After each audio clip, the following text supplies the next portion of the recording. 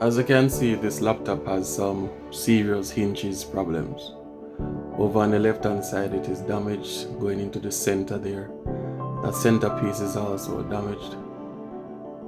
Yes, serious issues there. So what could have caused this? It could be a factory fault. It could be user fault as well. The laptop fell or got squeezed in a corner, damaging the hinges. It could be several factors. Can it be repaired?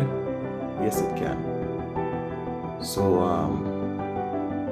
mate, the link